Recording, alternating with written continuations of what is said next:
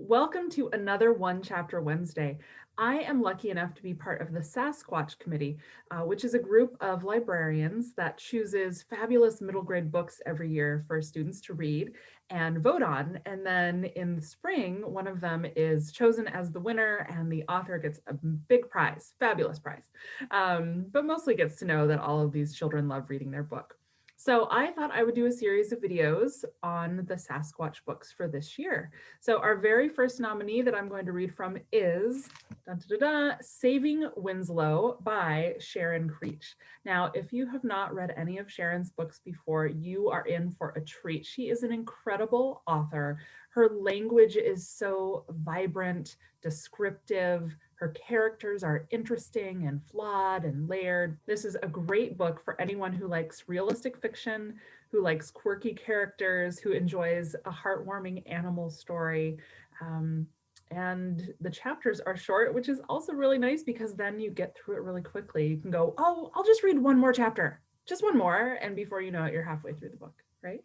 So here is the very first chapter of Saving Winslow by Sharon Creech. What is it?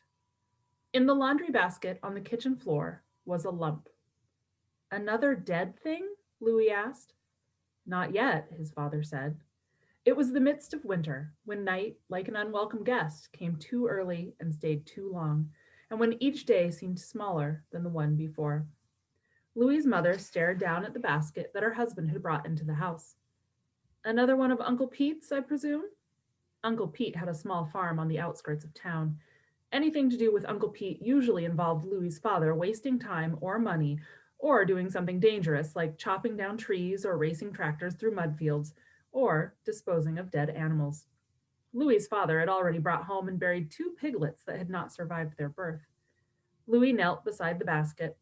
A small gray head with black eyes and feathery eyelashes and sticking up ears emerged. Attached to the head was a trembling, thin body and four long, spindly legs, all of it covered in splotchy gray fur scattered with brown freckles. It was not a dog or a cat. It was a pitiful looking thing, and it was gazing at Louis. He felt a sudden rush, as if the roof had peeled off the house and the sun had dived into every corner of the kitchen. A goat? He asked, kneeling beside the basket. No, a donkey, his father said. A mini donkey, born last night. A mini donkey? Louis's hands cupped the donkey's head, patting it gently. The donkey seemed too weak to move. Something wrong with it? The mother is sick, can't take care of it. Poor Mama, Louis said. Poor baby. What will happen to it? Probably go downhill fast. Might last a day or two. No! So, his mother said, why do you have the donkey? Why did you bring it home if it might just die in a day or two? I don't know, his father said. I felt sorry for it. I thought maybe we could at least watch it until it, you know, until it dies. He whispered that last word. The donkey made a small noise that sounded like, please. Louis lifted the donkey from the basket and held it close. It smelled of wet hay.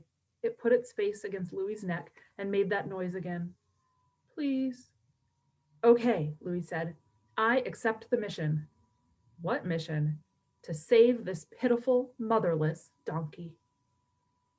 And if you want to know more, you'll have to read the book. So if that sounds like a great middle grade novel to you, you can get it from your public library, from your school library, or your local independent bookseller. And then come spring, if you're a Washington State student, you can vote on it if it's one of your favorite Sasquatch nominees. So as you go out in the world, make sure that you are kind, that you have fun, and that you read a whole lot. Until next time, happy reading.